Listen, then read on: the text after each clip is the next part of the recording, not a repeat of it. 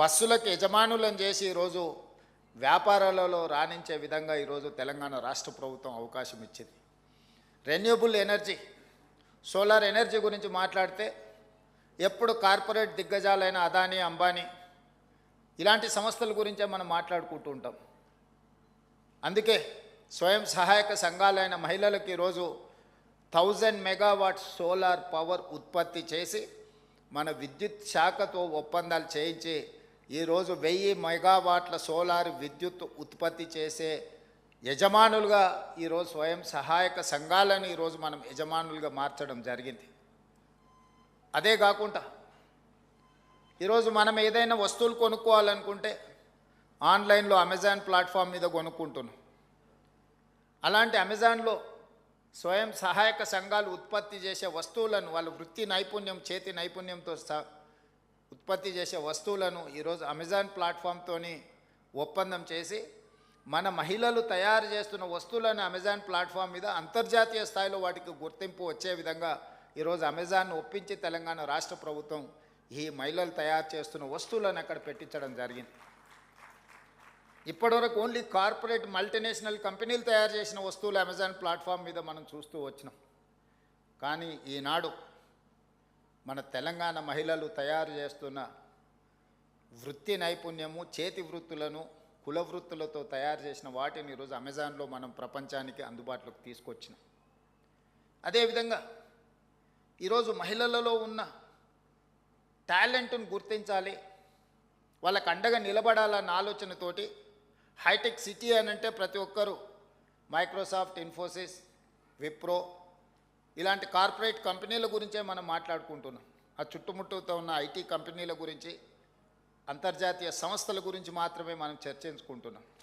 ఎగ్జాక్ట్గా hitech city పక్కన 3.5 ఎకరాలలో దాదాపుగా 1000 కోట్ల స్థలాన్ని 150 స్టాల్స్ ఈరోజు వాళ్లకు మహిళా సంఘాలకి ఇందిరా మహిళా శక్తి బజార్ అని పెట్టి 150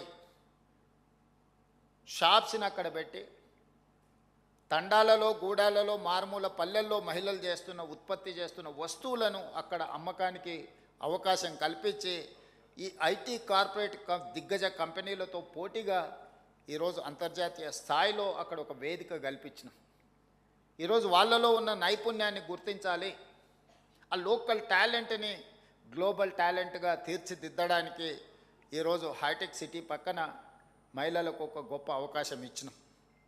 ఇలాంటివి ఎన్నో ఎక్కడైనా ప్రపంచ దేశాలు, అభివృద్ధి చెందిన దేశాలను చూడండి. మీరంతా senior journalist and working journalist, మీకు విశ్లేషించే విచక్షణ పరిజ్ఞానం మిగతా వాళ్ళకంటే కొంచెం ఎక్కువనే ఉంటుంది. ఏ దేశమైతే ఆర్థికంగా ఎదిగిందో, ఏ దేశమైతే ఎదిగిన అభివృద్ధి చెందిన దేశాలుగా ఈరోజు ప్రపంచంలో గుర్తింపు పొందుతున్నాయో ఆయా దేశాలలో మహిళ యొక్క ఆర్థిక శక్తి పెరిగినప్పుడే ఆ దేశం అభివృద్ధి చెందిన దేశంగా గుర్తింపు పొందింది. మన దేశంలో మహిళల యొక్క శ్రమకు గుర్తింపు లేదు, శ్రమకు తగ్గ ఫలితము లేదు.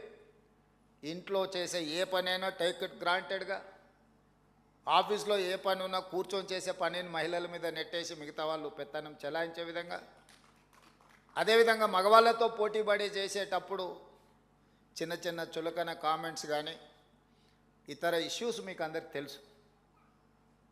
ఇట్లాంటి వాటన్నిటికీ పులి స్టాప్ పడాలి అని అంటే మహిళల్ని వాళ్ళ టాలెంట్ను గుర్తించి ప్రోత్సహించాల్సిన బాధ్యత సంస్థల మీద ఉన్నది.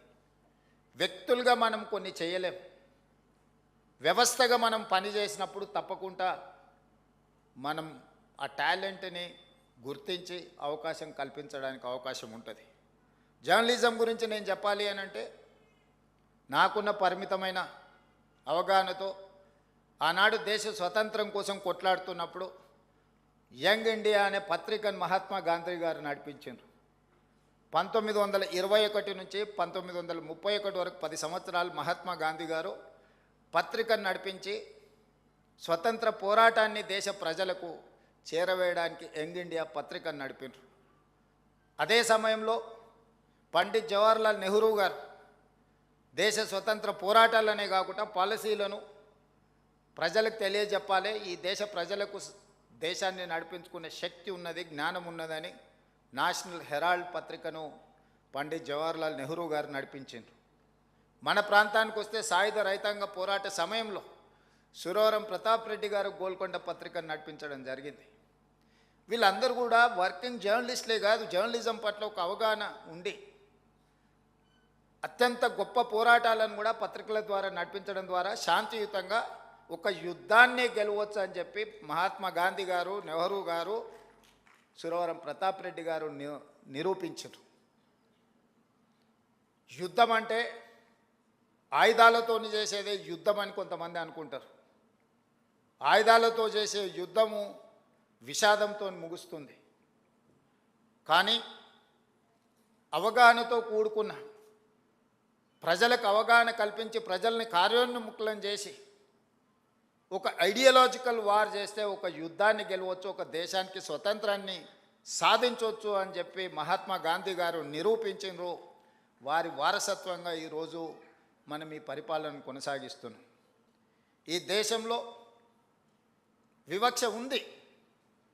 అది కులాల మధ్యలోనే కాదు, మహిళల మధ్యలో, పురుషుల మధ్యలో రకరకాల వివక్షలు ఉన్నాయి. అభివృద్ధి చెందిన దేశాలలో వివక్ష లేదని అనుకోకండి. అప్పుడప్పుడు మనం అమెరికా చాలా అభివృద్ధి చెందిన దేశం అంటాం, అప్పుడప్పుడు మనం చూస్తున్నాం. అక్కడ ఉండే వివక్ష అక్కడ ఉంది. అక్కడ పేదరికం లేదని కాదు, మనకంటే అత్యంత నిరుపేదలు ఉన్నారు. కానీ అక్కడ కష్టపడే వారికి గుర్తింపు ఉన్నది, ముందుకెళ్ళే వాళ్ళకు అవకాశం ఉన్నది.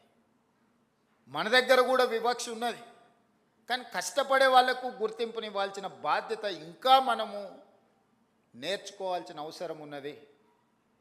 ఇంకా మనం అవకాశం కల్పించాల్సిన బాధ్యత ఈరోజు ప్రభుత్వాల మీద ఉన్నది. అందుకే ఈరోజు ప్రత్యేకంగా మహిళా జర్నలిస్టులతో కలిసి, ఎందుకంటే నా ఈ ప్రయాణంలో చాలామంది మిత్రులు ఉన్నారు, మహిళా జర్నలిస్టులు కూడా చాలామంది వెల్ విషర్స్ ఉన్నారు. వాళ్ళందరి ప్రోత్సాహము ప్రత్యక్షంగానో పరోక్షంగానో ఏది కాకపోయినా డెస్క్లో ఉన్నప్పుడు మన మీద అనుచితంగా వ్యాఖ్యలు చేసినప్పుడు కనీసం అది ప్రసారం చేయకుండా ఆపడంలోనైనా మీ సహకారం ఉన్నది. చెడు అని భావించినప్పుడు ఆ చెడు నియంత్రించడానికి మీరు అందించే సహకారం, అది కూడా ఒక రకంగా నా ఎదుగుదలకు ఉపయోగపడ్డది. ఒకవేళ చెప్పాల్సి వచ్చినప్పుడు రాసిచ్చిన దానికంటే ఒక 2 మంచి మాటలు కూడా మీరు చెబితే అది ప్రజలకు ఇది నిజమే అని భావించి, ఎందుకంటే మహిళలు ఏది చెప్పినా విశ్వాసం నమ్మకం ఎక్కువ ఉంటుంది. మేము నిజం చెప్పినా కూడా మా వాళ్ళు అది కొంచెం తక్కువ ఉంటుంది. అందుకోసమని ఈ మహిళా దినోత్సవం సందర్భంగా మహిళలనే కాదు, ఈ సమాజంలో సగభాగమైన మీరు, ఈ తెలంగాణ రాష్ట్రం అభివృద్ధి జరగాలి అని అంటే మహిళల యొక్క ఆర్థిక వ్యవస్థ, మహిళల యొక్క అవకాశాలను మెరుగుపరచాలి అనేదే మా ప్రభుత్వం యొక్క లక్ష్యము, మా ప్రభుత్వం యొక్క విధానం. 2034కి $1 ట్రిలియన్ ఎకానమీ, 2047కి $3 ట్రిలియన్ ఎకానమీ ఇక తెలంగాణ రాష్ట్రాన్ని ముందుకు నడిపించాలని మేము భావిస్తున్నాం. ఈరోజు 2.5% జనాభా ఉన్న మనం దేశ ఆర్థిక వ్యవస్థలో 5% మనం జీడిపిని కంట్రిబ్యూట్ చేస్తున్నాం తెలంగాణ రాష్ట్రం నుంచి. జనాభా మోర్ ఆర్ లెస్ సెటిల్ అయిపోయింది, పెద్దగా పెరగడం లేదు తెలంగాణ జనాభాలో. మేమిద్దరం మాకు ఒక్కరు అనే పరిస్థితి వచ్చింది. అట్లీస్ట్ మేమిద్దరం మాకిద్దరు అనే వ్యవస్థ వస్తే మన జనాభా పెరుగుతుందేమో. ఒకప్పటి ప్రభుత్వ విధానం వల్ల, కుటుంబ నియంత్రణ వల్ల తెలంగాణలో ఉండే పాపులేషన్ స్టెబిలైజ్ అయిపోయింది, పెద్దగా పెరగడం లేదు. కానీ ఆర్థికంగా పెరగడానికి అవకాశం ఉంది, పెట్టుబడులను ఆకర్షించడానికి అవకాశం ఉంది. ఈ పెట్టుబడులు ఈ రాష్ట్రంలో ఉద్యోగ ఉపాధి అవకాశాలను పెంపొందించడానికి అవకాశం ఉంది. తద్వారా బలమైన ఆర్థిక వ్యవస్థగా రాణించి ఈరోజు $200 బిలియన్ ఎకానమీగా ఉన్న తెలంగాణ ఆర్థిక వ్యవస్థను 8 సంవత్సరాలలో $1 ట్రిలియన్ ఎకానమీగా మార్చాలి. ఈ దేశ ఆదాయంలో ఈరోజు 5% తెలంగాణ నుంచి భాగస్వామ్యం ఉంటే 2047 నాటికి 10%కి మనం పెంచాలనే లక్ష్యంతో ఈరోజు తెలంగాణ రాష్ట్ర ప్రభుత్వం పనిచేస్తుంది. దానికి సంబంధించిన బృహత్తరమైన ప్రణాళికలను తెలంగాణ రాష్ట్రం సిద్ధం చేసుకున్నది. అందుకే గ్లోబల్ సమ్మిట్ ఆర్గనైజ్ చేసినాం. అంతర్జాతీయ దిగ్గజ కంపెనీలను ఆహ్వానించిన